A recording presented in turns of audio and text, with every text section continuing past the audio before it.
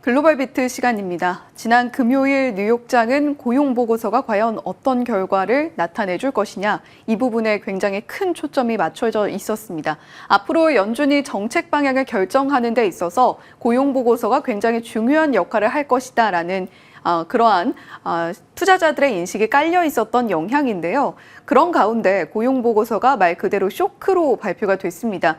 연준이 금리 인하로 나아갈 수 있는 완만한 고용시장의 둔화세를 기대했던 시장이 경기 침체에 대한 우려감을 급격하게 키우면서 3대 지수가 모두 하락으로 마무리를 했죠. 자세한 내용은 잠시 후에 저희와 함께 짚어보시고요. 이번 주에도 여러 가지 일정들 산적해 있습니다. 그 가운데에서 투자 포인트 어떻게 잡아봐야 될지도 함께 고민해 보시죠. 네, 일단 한 주를 새롭게 준비하기에 앞서서 지난 금요일 사상 최고치를 터치했다가 빠르게 분위기가 반전됐던 시장 상황 자세하게 확인해 보시죠. 3대 지수는 일제히 하락으로 결국 거래를 마쳤습니다. 사실 고용보고서 결과가 전해진 직후에 상승으로 출발하면서 3대 지수 모두 장중 최고치를 경신했었는데요. 1시간 만에 분위기가 빠르게 반전이 되면서 나스닥 지수가 결국에는 약보합, S&P 500 지수는 0.3%의 하락으로 거래를 마쳤습니다. 일단은 이날로써 명백해졌습니다. 미국의 고용시장이요, 생각보다 빠르게 위축되고 있습니다. 8월 비농업 부문의 고용이 2만 2천 개 증가에 그쳤고요. 시장이 예상했던 7만 5천 개를 아주 크게 밑돌았습니다. 그야말로 쇼크 수준이라고 보는 게 맞겠고, 실업률 역시도 4.3%로 예상에는 부합했습니다만 그래도 2021년 이후 최고치라는 데 대해서 이 경계감을 갖게 되는 대목입니다. 심지어 6월 고용은요, 기존에 1만 4천 개 증가로 발표가 됐었는데 이번에 수정이 됐죠. 1만 3천 개 감소로 하향 조정이 됐습니다. 2020년 이후로 고용이 감소한 것은 이번이 처음이 되겠습니다. 이렇게 생각보다 약한 고용 지표가 발표되자 이제 9월 금리 인하는 기정사실화되고 있습니다. 현재 동결 가능성은 아예 사라진 상황이고요. 25bp 인하 확률이 89%, 거기다가 50bp 빅컷 가능성도 재등장을 하고 있죠. 현재는 11%대로 반영이 되고 있습니다. 관련해서 트럼프 대통령이 백악관 기자회견을 통해 입장을 발표했는데요. 영상으로 준비했습니다. 함께 보시죠. We learned this morning that we've lost 78,000 manufacturing jobs this year. How do you explain? Well, one thing we have is, we have the interest rates are too high. That was, a matter of the Fed. But the other thing is, so many different elements aren't included yet. And one of the things we've learned, and we learned that the hard way, watching over the last few months, are the corrections that people have been making. They'll say you're losing jobs, and then they'll say, by the way, we have a correction a month later of, 100,000 jobs are missing. They actually had a correction once of 850,000 jobs. The land go right into their quarters. So I think it'll work out very well. 이렇게 고용시장이 생각보다 빠르게 위축되는 것으로 확인되자 월가 IB들도 올해 금리 전망을 수정하고 나섭니다. 그동안 뱅크 오브 아메리카의 경우에는 대표적으로 연내 금리 동결 입장을 고수해왔던 IB이거든요. 그런데 주말 사이 보고서를 통해서 연내 2차례 인하로 전망을 대폭 하향 수정했습니다. 노동 공급뿐만 아니라 수요 측면에서도 약화의 명확한 증거가 나타났다라는 분석이고요. 다만 동시에 물가는 상승세를 이어갈 것이기 때문에 10월에는 인하가 어렵다. 즉 9월에 한 번, 12월에 한 번 연준의 금리를 내려줄 거라는 의견이 되겠고요. 현재 월가 대부분의 IB들과 같은 목소리를 내고 있다는 점도 참고해 보시면 좋겠습니다. 이날 이렇게 인하에 대한 확률이 커지면서 2년물 금리는 8bp 이상 급락을 했습니다. 3.5%대까지 안착이 되면서 마무리가 됐고요. 그렇다면 시장은 그 가운데서 어떤 움직임을 보였는가? S&P 500 맵을 열어서 자세하게 확인해 보시죠. 종목들 장중에 높은 변동성을 보였습니다. 초반에는 급등을 했다가 대체적으로 이후로 경기 둔화에 대한 우려감이 점차적으로 확산이 되면서 이 상승폭을 줄이거나 약세로 전환된 종목들이 많았거든요. 그 가운데서도 단연 돋보였던 종목은 바로 브로드컴이 되겠죠. 전날 실적 발표 이후에 우호적인 평가들이 잇따르면서 이날 하루 동안에만 9.4%나 급등을 했습니다. 새로운 고객으로부터 100억 달러 규모의 AI 칩 주문을 이미 확보했다라는 발언이 이 컨퍼런스 콜에서 전해지자마자 시간의 거래에서 주가가 급등권으로 치솟았고요. 100억 달러면 지난 분기 전체 매출액의 무려 3분의 2에 해당하죠. 앞으로 실적이 상당히 개선되겠구나라는 예상을 해볼 수 있는 대목입니다. 이후 전해졌던 월가 IB들의 평가는 잠시 후 혜은 앵커가 자세하게 정리해드리고요. 반대로 동시에 경쟁 우려감이 불거진 엔비디아와 AMD는 각각 2%대, 6%대 급락으로 거래를 마쳤습니다. 이 반도체 테마 내에서는 마이크론의 5%대 급등도 눈에 띄죠. 최근 인텔, 삼성, SK의 중국 법인이 규제를 받게 된 점이 결국에는 반도체 칩 가격 상승을 부추겨서 오히려 마이크론은 수혜를 볼 거다라는 낙관론이 힘을 받고 있고요. 그 밖에는 테슬라의 3%대 급등도 눈에 띄고 있습니다. 이슈 잠시 후 살펴보도록 하고요. 알파벳은 1.1%의 강세였습니다. 유럽연합이 불법 독점 혐의로 30억 유로의 과징금을 부과하자 오히려 리스크 해소라는 인식 속에서 주가가 상승했다고 볼 수가 있겠고요. 다만 하락했던 쪽들을 보자면 특히 금융주들이 두드러지는 약세를 나타냈습니다. 이날 경기 둔화 우려감, 그러면서 대출이 약화될 수 있다라는 인식 속에서 JP모건과 웰스파고 등이 3%대의 급락권에서 거래를 마쳤습니다.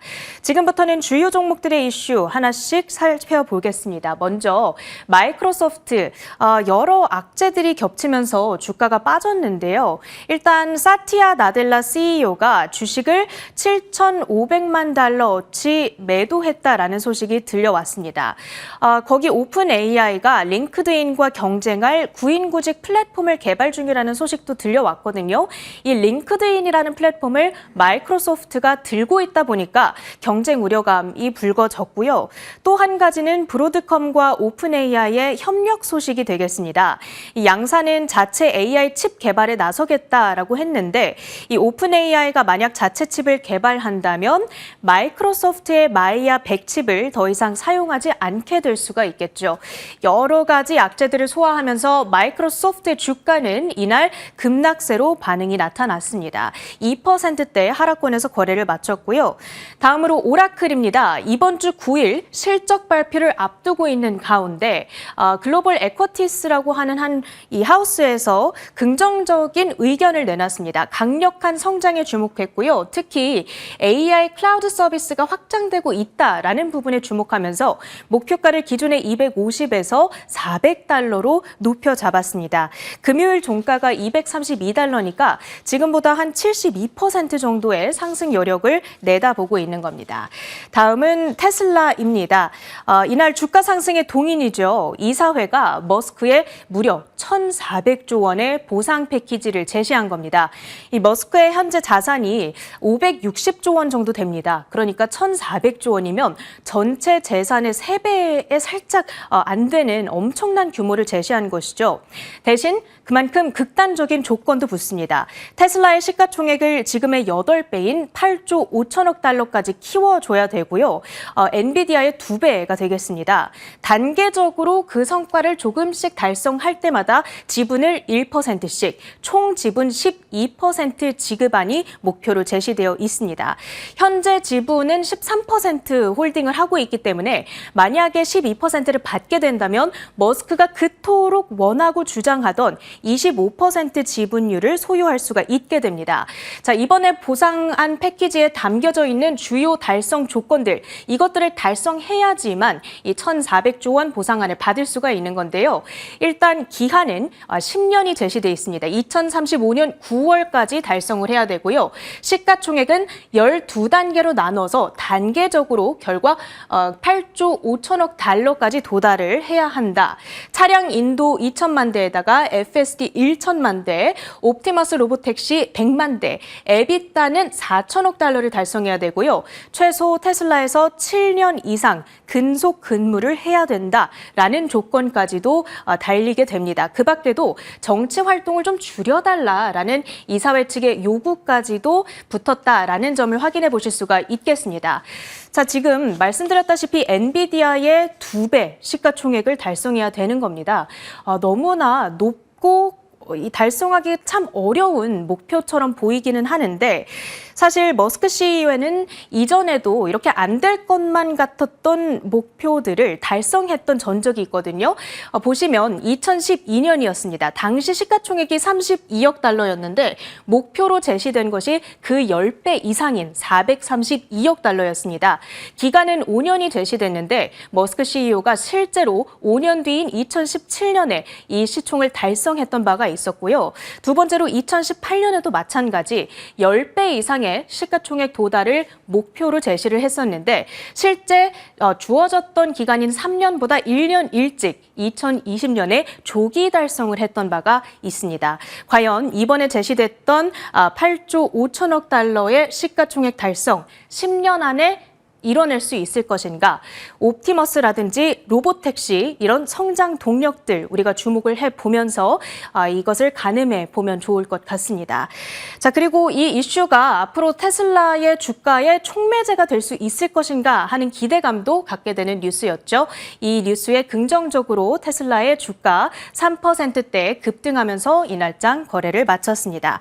그 밖에 이슈가 있었던 종목들 조금 더 볼 텐데 일단 이날 S&P 500 리밸런싱에 대한 발표가 있었습니다. 장 마감 이후에 신규 편입 종목들 앱, 러빈, 로빈후드 그리고 엠코, 인프라 기업에 해당하는데요. 이렇게 세 가지 종목이 드디어 확정이 됐습니다. 앱, 러빈과 로빈후드는 특히나 많은 서학개미 분들께서 그동안 지수 편입에 대한 기대감을 갖고 오랫동안 홀딩하신 분들도 많이 계실 텐데요.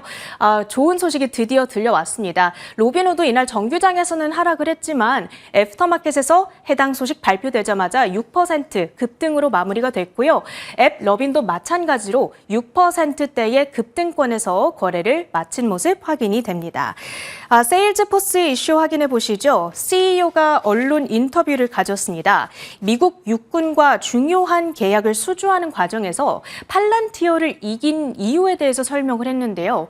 우리는 굉장히 좋은 서비스를 훨씬 더 낮은 가격에 지급했기 때문에 계약을 수주할 수 있었다. 그러니까 팔란티어의 프리미엄 가격 정책에 대한 약점을 공개적으로 지적하고 나섰다라고 볼 수가 있겠고요. 이에 따라서 이날 세일즈포스의 주가는 2%대 급등을 했던 반면에 팔란티어의 주가는 2% 가까이 하락 반응이 나타나기도 했습니다. 다음으로 태양광 관련주들 보시죠. 이 중국 정부가 태양광 가격 통제 조치에 나섭니다. 그러니까 과잉 생산과 가격 경쟁으로 인한 손실을 막겠다는 건데요. 이에 따라서 중국산 태양광 제품들의 가격이 상승하자 미국산 제품들은 오히려 가격 경쟁력을 지니게 됐다. 이런 인식 속에서 관련주들의 주가가 상승세를 나타냈습니다. 시세를 한번 같이 체크를 해보시죠. 대표적으로 썬런의 주가가 10%의 상승으로 주도를 했고요. 인페이지 에너지 8.6%, 이날 S&P 500 편출이 확정됐기 때문에 애프터마켓에서의 시세는 좀 달라졌다는 점도 체크를 해보셔야겠고요. 퍼스트솔라도 1.6%의 강세로 거래를 마쳤습니다. 마지막으로 한 주간의 주요 일정까지도 확인해 보시죠. 자, 이번 주의 경우에는 가장 중요한 것은 10일 수요일에 발표될 생산자 물가지수 그리고 목요일에 발표될 CPI이 되겠습니다. 그 결과가 어떻게 나오느냐에 따라서 9월 FOMC에서 연준이 25bp 내릴 것인가 혹은 50bp 내릴 것인가에 대한 시장의 예상이 달라질 수가 있겠습니다. 그 밖에도 9일에는 오라클의 실적 발표가 예정되어 있고요. 이와 함께 애플의 신제품 공개 행사도 예정되어 있다는 점 체크해 보셔야겠네요. 일정까지 봤고요. 주요 외신 헤드라인으로 이어갑니다. 네, 앞서서 지난 금요일장 고용보고서 충격을 체린 앵커가 상세하게 잘 설명을 해줬습니다. 그런 가운데에서 또 눈에 띄는 현상이 하나 있었는데요. 바로 2년물 국채금리 수익률이 3년 만에 최저 수준으로 하락하고 있다라는 겁니다. 그렇다면 우리는 그 안에서 시장에 미칠 만한 영향을 어떻게 가늠해야 될까 들여다보면요. 보통 2년물은 단기 금리 전망의 바로미터로 작용을 합니다. 긍정적으로 해석을 해본다면 기업들의 차입 비용이 낮아지면서 소비와 투자를 촉진하고 특히 성장주라던가 좀 밸류가 높은 종목들이 추가적으로 상승할 수 있는 여력을 제공한다라고 이야기를 하는데요. 부정적인 면으로 시선을 돌려보면 경기 둔화 또는 침체 내러티브로 인하를 하게 되는 연준의 상황을 감안하게 된다면 위험 회피 심리가 높아지면서 주식시장에는 악재로 작용할 수 있다. 이러한 분석 나오고 있습니다. 자, 다음 장 이어서 보시면 과거에도 좀 비슷한 현상이 발생했던 사례가 있습니다. 1970년대 닉슨 대통령 재임 시절로 시선을 좀 돌려보면요.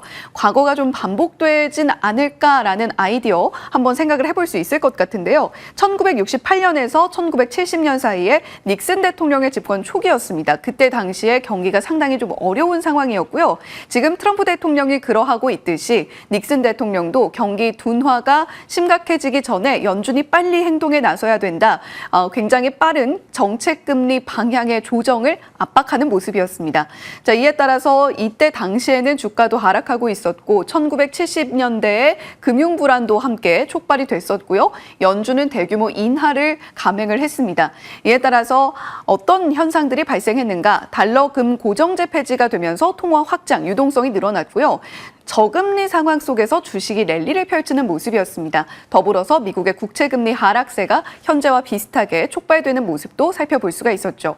다시 리스크온 장세가 펼쳐지면서 그때 당시에는 현재 매그니피센트 7 종목들과 비교할 만한 니프티 50 종목들이 랠리를 펼치는 모습이었습니다. 따라서 만약에 연준이 경기 침체 내러티브로 금리 인하를 단행하게 된다고 하더라도 매그니피센트 7 종목들과 같이 시장의 주도해 오던 종목들이 다시금 좀 상승 동력을 얻지 않겠느냐라는 아이디어로 이어질 수도 있는 겁니다. 자, 다음 장 이어서 보시면요. 자, 그렇다면 지금 미국 국채의 매력 또는 안전자산 쪽에서 어느 정도 입지를 차지하고 있는가 좀 들여다볼까요? 지금 해외 중앙은행들이 외환 보유액 가운데에서 금을 얼마나 보유하고 있느냐, 미 국채를 얼마나 보유하고 있느냐, 그 보유 비중을 들여다보면 1996년 이후에 처음으로 올해 금을 보유하고 있는 비중이 미국 국채를 보유하고 있는 비중을 추월하는 모습이었습니다. 지금 보시면 노란 선이 파란 선보다 살짝 고개가 들려 있는 것을 확인하실 수가 있죠. 대표적 안전자산인 금 쪽에 계속해서 시세가 몰리고 있다라는 부분들은 체크해 보셔야 되겠고요. 그런 가운데에서 미국 국채 금리가 하락하게 된다면 달러 패권에 대한 도전이 좀 이어질 수 있다라는 점도 체크해 보셔야 되겠습니다. 자, 이렇게 대표적인 안전자산 엇갈린 운명을 맞이하고 있는데요. 다음 장 이어서 살펴보면요. 자, 그런 가운데 계속되는 관세 이슈도 있습니다. 트럼프 대통령 EU가 구글에 35억 달러 과징금을 부과한 데 대해서 무역법 301조를 근거로 해서 유럽의 무역 보복 가능성을 경고하는 모습이었죠. 앞선 사례, 애플이 170억 달러의 벌금을 강제 납부했던 사례도 언급을 하면서 애플이 부당하게 벌금을 냈다, 돌려받아야 마땅하다 이런 코멘트도 함께 전하고 있습니다. 지금 빅테크 기업들에 대한 여러 가지 규제 이슈들이 유럽을 겨냥한 것이다라는 이슈가 있었는데요. 지난 주말 사이 그리고 금요일 사이에 트럼프 대통령이 빅테크 기업들에 대한 규제 우리는 강력하게 대응할 것이다라는 코멘트가 한국을 겨냥한 것이다 이런 이야기들도 있었죠. 하지만 유럽과 관련해서 이렇게 계속해서 이슈들이 쏟아지고 있다는 점은 체크해 보셔야 되겠습니다.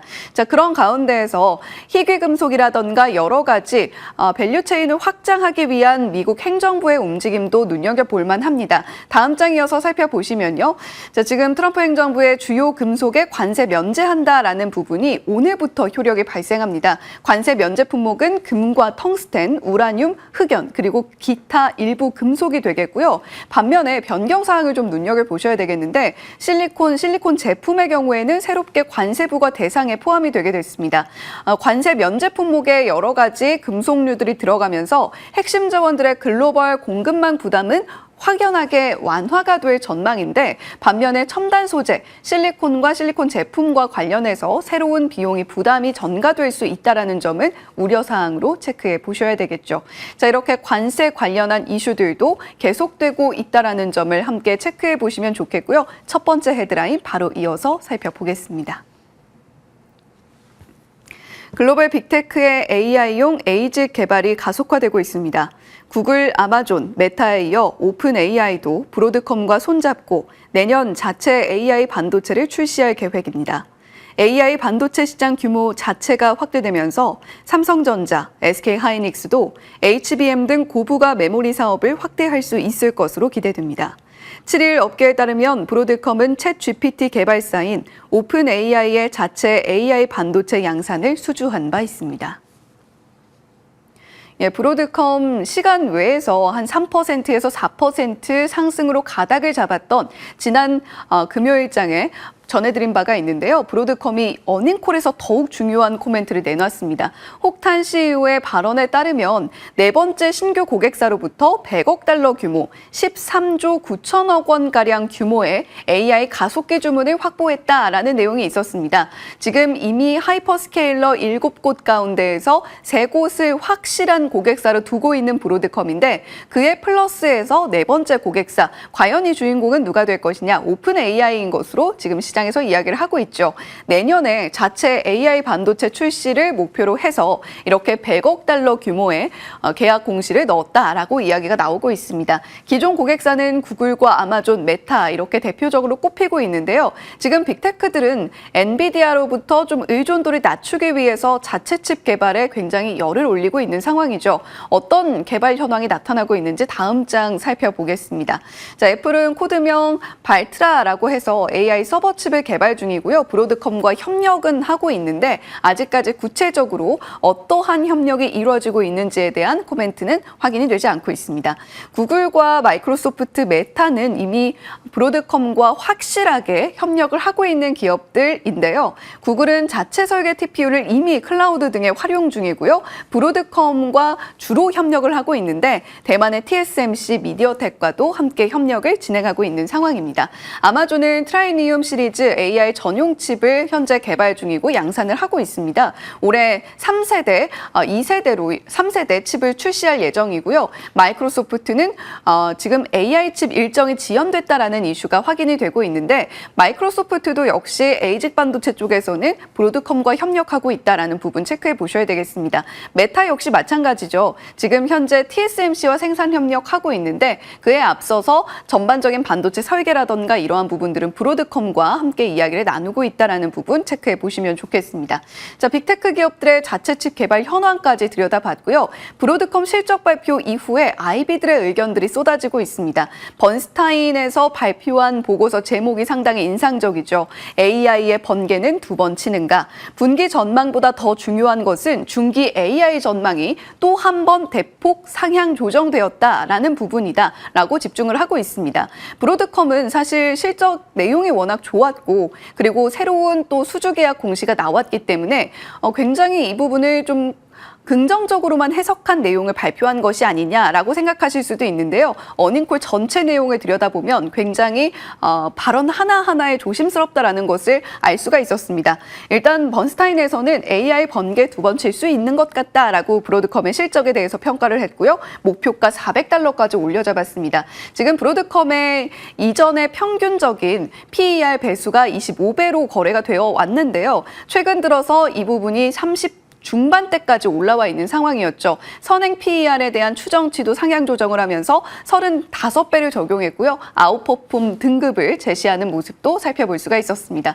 그 밖에도 많은 IB들이 브로드컴에 대한 목표가 상향 조정 줄줄이 했는데요. 뱅크 오브 아메리카도 역시 $400 제시하면서 경이로운 실적이었다라고 평가를 했고요. 골드만삭스 2026년에도 추가 성장이 가속화될 것으로 보인다라는 코멘트 내놨습니다. 바클레이주도 $400의 목표가 새 고객, 그러니까 오픈 AI와 맞손을 잡게 된 현상을 긍정적으로 평가했고요. 웰스파고 상대적으로는 목표가가 낮게 느껴지실 수 있겠습니다만 기존의 255달러에서 345달러로 목표가를 상향 조정하는 움직임을 나타내기도 했습니다. 자, 두 번째는 이번 주에 또 중요하게 자리하고 있는 애플 관련한 이슈를 준비했는데요. 함께 확인해 보시죠. 현재 시각 9일 애플이 글로벌 동시 출시 행사를 열고 아이폰 17 시리즈를 공개할 예정입니다. 아이폰 17, 아이폰 17 에어, 아이폰 17 프로, 아이폰 17 프로 맥스 총 4가지 모델로 구성되며 특히 기존 플러스 모델을 대체하는 초슬림 신제품 아이폰 17 에어에 관심이 쏠립니다. 네, 애플 아이폰 새롭게 나오는 날이 현지 시간으로 9일입니다. 이번에 총 4가지 라인업, 아이폰 17부터 17 프로 맥스까지 발표가 될 텐데 그 가운데에서도 가장 이목을 끄는 것은 기존의 아이폰 조금 무겁고 두껍다라는 단점이 있었는데 그 부분을 획기적으로 개선할 것으로 기대가 되는 17 에어 모델입니다. 기존 플러스 모델을 대체하는 초슬림 신제품이 될 전망이고요. 에어에 쏠리는 관심, 그리고 전반적으로 어떤 스펙을 탑재할 것인가도 애플의 아이폰이 그리고 애플의 라인업이 새로 공개될 때마다 굉장히 관심을 크게 끄는 부분인데요. 차세대 3나노 공정을 기반으로 한 프로 칩셋이 탑재될 예정이고요. 연산 성능, 전력 효율 개선, 그리고 무엇보다도 실시간 번역 기능이 가능해진다라는 점이 새롭게 바뀌는 부분일 겁니다. 12일 사전 예약 시작이 되고요. 19일에 정식 출시가 된다라는 소식이죠. 자, 그런 가운데 대만의 IT 관련 저널리스트 권민치가 올 하반기에는 에어팟 프로 3세대가 출시될 것이다라고 전망을 하고 있습니다. 올 하반기 에어팟 프로 3세대 출시를 예상하고 적외선 카메라를 탑재해서 더 큰 폭의 하드웨어 업그레이드가 진행이 되지 않을까라고 전망을 하고 있고요. 일단 2026년 출시를 전망을 하고 있는 상황인데 에어팟 프로 3세대 과연 실제로 카메라를 탑재한 채로 나오게 될지 한번 주목을 해보시고요. 삼성이 다시 애플의 이미지 센서를 공급하게 될 것이다라는 이야기가 지금 올해 삼성전자의 주요한 이슈 중에 하나였는데요. 출하 일정이 예상보다 조금 늦어진다라는 소식도 전해지고 있으니까요. 이 부분 참고해 보시면 좋겠습니다. 글로벌 비트 전해드렸습니다.